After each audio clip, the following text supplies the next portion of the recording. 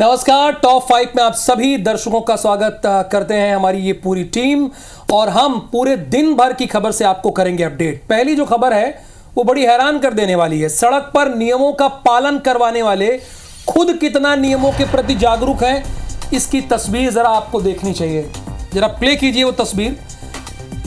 राजधानी रायपुर से ये वीडियो सामने आया है जहां खाकी का टशन देखने को मिल रहा है। हेलमेट है नहीं, भाई साहब बुलेट पे चले जा रहे हैं, मोबाइल पे बात कर रहे हैं, कोई फर्क नहीं है। दोनों हाथ छोड़कर बुलेट चलाते ये अधिकारी दिखे हैं। हाथ छोड़कर मोबाइल फ़ोन का इस्तेमाल भी कर रहे हैं। एक्सप्रेस वे फ्लाईओवर में स्टंटबाजी करते हुए दिख रहे हैं। अच्छा ज़रा सोचिए, मान लीजिए ये तो खाकी हैं, इनका काम है अगर कोई ऐसा करता दिखे तो उसको रोकना, लेकिन ये भाई साहब तो खुद ही कर रहे हैं। ये एक्सक्लूसिव तस्वीरें हैं, ज़रा देखिए आप। दोनों हाथ छोड़कर बुलेट चलाते दिखे हैं पुलिस के अधिकारी। अच्छा, क्या ऐसे बुलेट चलाई जाती तो हैंडल क्यों दी गई है भाई? हैंडल इसीलिए दी गई कि उसको आप पकड़िए, वो जहां काम करना है वहां नहीं करेंगे। यानी अपराधियों को पकड़ना है उसमें पीछे रहेंगे, फिसड्डी रहेंगे, लेकिन स्टाइल दिखाना है। अब कई तरह की फिल्में आ जाती हैं जिसमें पुलिस को हीरो दिखाया जाता है, ठीक है। अब पुलिस वाले सोचते हैं कि वो फिल्म देखने के बाद हम हीरो ही हो गए। देखिए, हीरो कोई ऐसे नहीं होता है।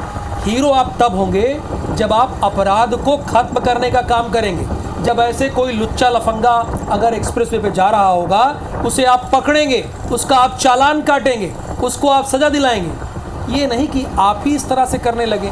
तो पुलिस देखिए, अब हमारी टीम कह रही कि आप ये बताइए कि हेलमेट नहीं पहने हैं। हाँ, वो तो दिख ही रहा है, हेलमेट भी नहीं पहने हैं, सही बात है। देखिए, अब जब बुलेट हाथ छोड़ के चला रहे हैं भाई साहब, मोबाइल पे बात कर रहे हैं, तो इनसे क्या उम्मीद करिएगा कि ये हेलमेट पहने? ये तो बहुत दूर की बात है। ये देखिए नंबर भी है। अब जो ट्रैफिक का एसपी होगा उसे देखना चाहिए कि ये महोदय कौन है। ये नहीं कि खाकी है तो इनके लिए अलग नियम है, अलग कानून है। इनको भी कड़ी से कड़ी सज़ा मिलनी चाहिए। इनके बुलेट सीज कर देनी चाहिए, इनका लाइसेंस भी निरस्त कर देना चाहिए। ये पैदल आए जाए तब इनको पता चलेगा।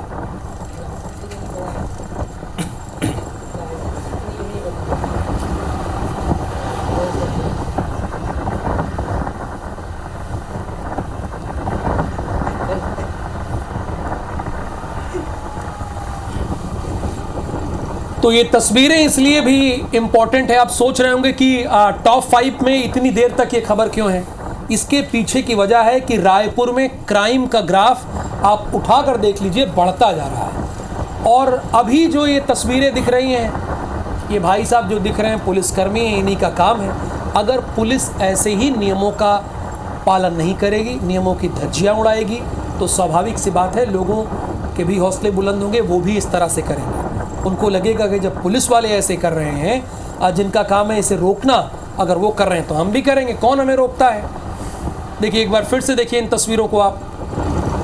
नियम पालन करवाने वाले बेधड़क नियम को तोड़ रहे हैं। दोनों हाथ छोड़कर बुलेट चलाते पुलिस के अधिकारी दिख रहे हैं यहाँ पे साफ तौर पर। अब इनकी गाड़ी का नंबर साफ तौर पर दिख रहा है।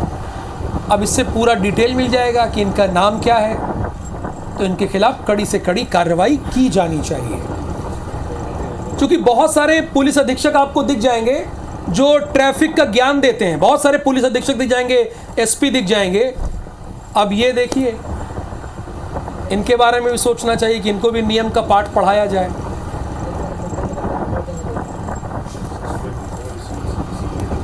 आपने देखा होगा, कई बार देखा होगा कि कुछ पुलिस अधीक्षक हैं जो लोगों को रोकते हैं, कहते हैं कि ऐसे नियम का पालन आपको करना चाहिए, इस तरह नहीं करना चाहिए, ऐसा कहते हैं। लेकिन जब पुलिस के अधिकारी ऐसा करेंगे तो इन्हें कौन रोकेगा?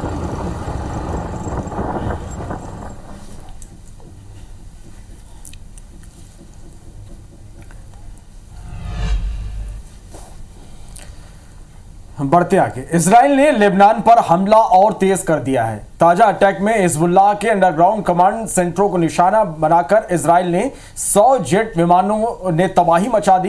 राडवान सेना, नजर बदर और अली अजी यूनिट्स पर हमले हुए हैं। हिजबुल्लाह के 50 आतंकी ढेर हुए हैं।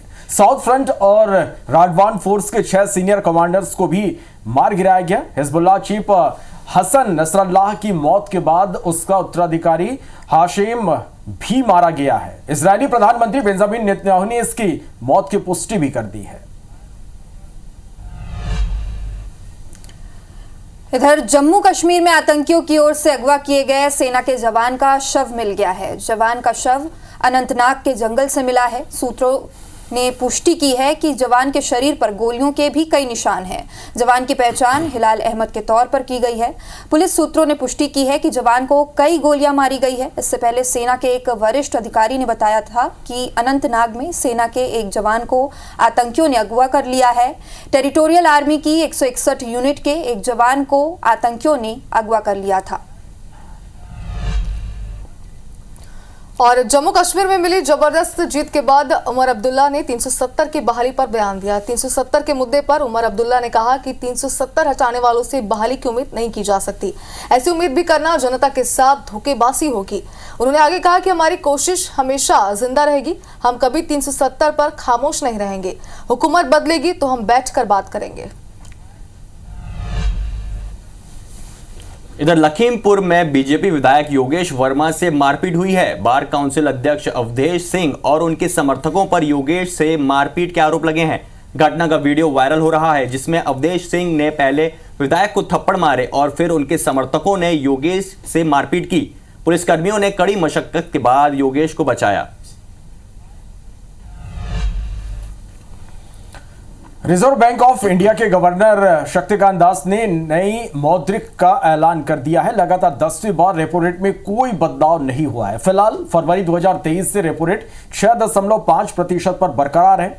दिल्ली में 3 दिन तक चली मौद्रिक नीति समिति की समीक्षा बैठक के बाद इसकी जानकारी दी गई है। बता दें कि कमर्शियल बैंक अकाल्पनिक जरूरतों के लिए जिस दर पर आरबीआई से उधार लेते हैं उसे रेपो रेट कहा जाता है। कम रेपो रेट का मतलब है कि बैंकों को उधार लेना किफायती होता है। रेपो रेट बढ़ने से बैंक लोन की ब्याज और दर और बढ़ जाती है और इसका सीधा असर आपके ईएमआई पर पड़ता है।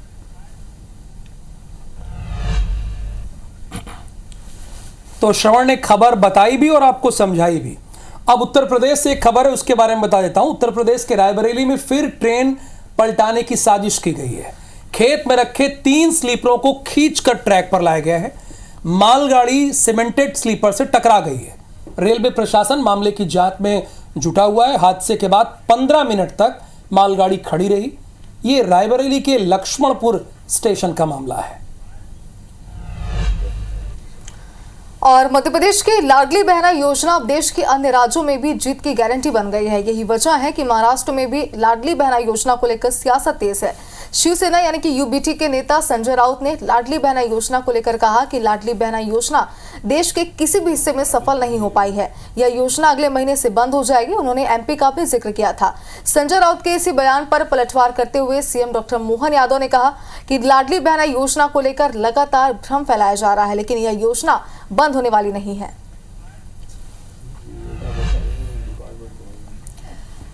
मध्य प्रदेश में विजयपुर और बुधनी में विधानसभा उपचुनाव होने हैं। बीजेपी दोनों उपचुनाव की तैयारियों में अब जुट गई है। बीजेपी प्रदेश अध्यक्ष वीडी शर्मा ने IBC 24 से बातचीत की और कहा कि बीजेपी चुनाव के लिए नहीं, विकास के मुद्दों पर प्रतिबद्ध रही है। वहीं हरियाणा चुनाव में मिली जीत और ईवीएम को लेकर कांग्रेस के आरोप पर वीडी शर्मा ने पलटवार किया। उन्होंने कहा कि कांग्रेस तो कुछ भी कहती है, कांग्रेस झूठ और नकारात्मक राजनीति करती है।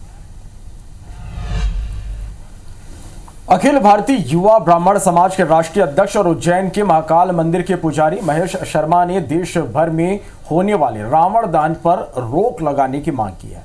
इस संदर्भ में उन्होंने मुख्यमंत्री मोहन यादव को एक पत्र लिखा है, जिसमें उन्होंने कहा कि रावण ने माता सीता का हरण अवश्य किया था, लेकिन उनके साथ कोई अविचार नहीं किया। उन्होंने माता सीता को अशोक वाटिका में सुरक्षित रखा, जिससे उनकी विवेक, बुद्धि और बल का प्रमाण मिलता है।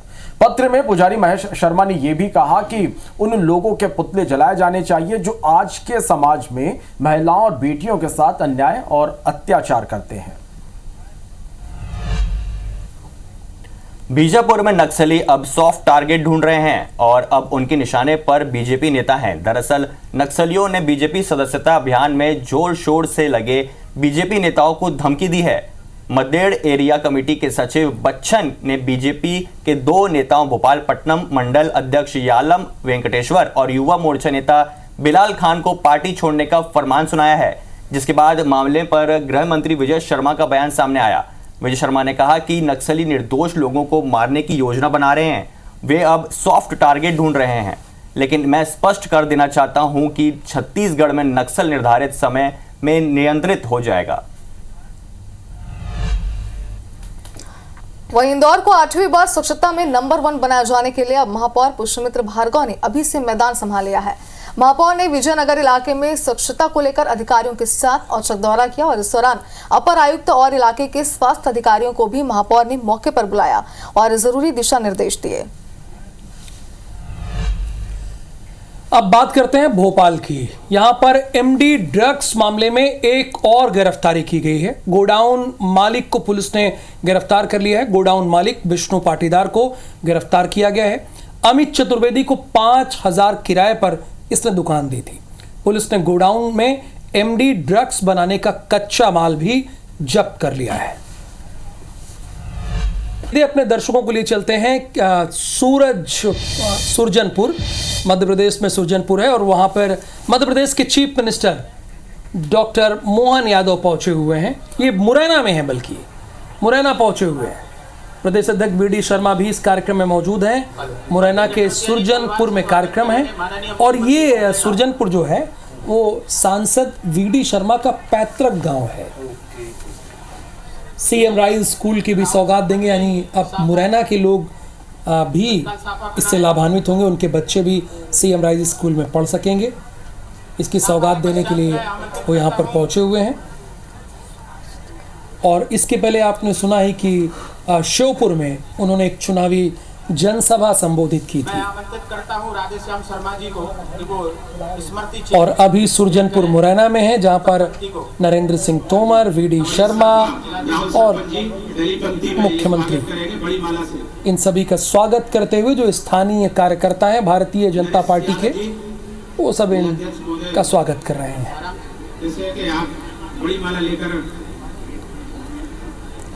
इस कार्यक्रम की खास बात यह है, अब देखिए तलवार लहराकर बड़ा संदेश दे रहे हैं डॉक्टर मोहन यादव। यहाँ पर बड़ी माला से जोरदार तालियों से स्वागत करें।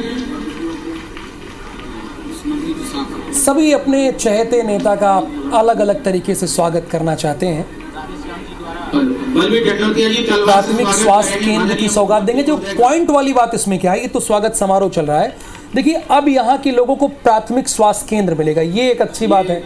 दूसरी बात यह है कि सीएम राइज स्कूल की भी सौगात देंगे, तो आने वाले समय में सुरजनपुर में लोगों को इलाज मिलेगा, प्राथमिक इलाज मिलेगा। ये नहीं कि आपको वहाँ थोड़ी सी प्रॉब्लम हो गई तो आप मुरैना आ रहे हैं, तकरीबन 60 किलोमीटर 70 किलोमीटर की दूरी तय करके।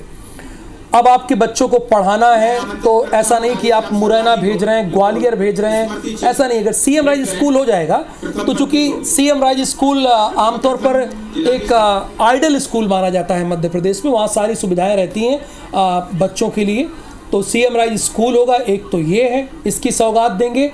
और दूसरी जो बात है, अहम बात है, प्राथमिक स्वास्थ्य केंद्र। देखिए कहीं प्राथमिक स्वास्थ्य केंद्र तो होना ही चाहिए, तो इन दो चीज़ों की सौगात आज सीएम डॉक्टर मोहन यादव देंगे। और ये सुरजनपुर जो खास बात ये है कि ये वीडी शर्मा जो कि सांसद हैं और अभी भारतीय जनता पार्टी की स्टेट हेड हैं, यानी प्रदेश अध्यक्ष हैं, ये उनका पैतृक गांव है। अच्छा, लेकिन पैतृक गांव है, लेकिन एक चीज़ सोची कि अभी भी वहाँ पे प्राथमिक स्वास्थ्य केंद्र नहीं था और सीएम राइज स्कूल नहीं था। लेकिन चलिए ठीक है, अब ये इसकी शुरुआत होगी, ये एक सकारात्मक बात है, अच्छी बात है। स्वागत भाषण के लिए आमंत्रित करता हूं। दुर्ग से बड़ी खबर है, जहां हत्या के आरोपियों का पुलिस ने जुलूस निकाला है। पुलिस ने आरोपियों से नारे भी लगवाए हैं।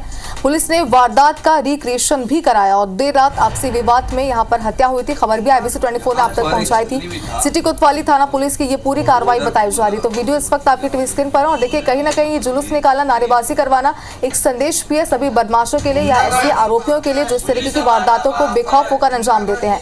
वीडियो आप देख सकते हैं, नारेबाजी पुलिस यहाँ पर इनसे करवा रही है।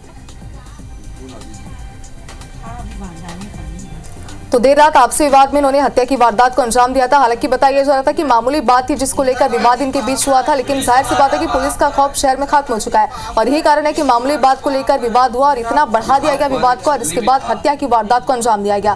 फिलहाल आरोपियों को पुलिस ने गिरफ्तार किया और इसके बाद यहाँ पर उनका जुलूस निकाला है। गुंडागर्दी पाप है, पुलिस हमारा बाप है। गुंडागर्दी पाप है, पुलिस हमारा बाप है। गुंडा चलिए ठीक है, आपने अपराधियों को पकड़ लिया, आरोपियों को पकड़ लिया और आप उनसे ये नारे लगवा रहे हैं कि गुंडागर्दी पाप है, पुलिस हमारी बाप है। ये बहुत बड़ी लाइन है, पता है। फिर आपको जीना पड़ेगा, अपराध पूरी तरह से खत्म करना पड़ेगा। बहरहाल आपसी विवाद में ये हुआ था। पुलिस ने वारदात का रिक्रिएशन कराया है। देर रात इन लोगों के बीच आपसी विवाद में हत्या हो गई। सिटी कोतवाली थाना पुलिस ने ये कार्रवाई की है।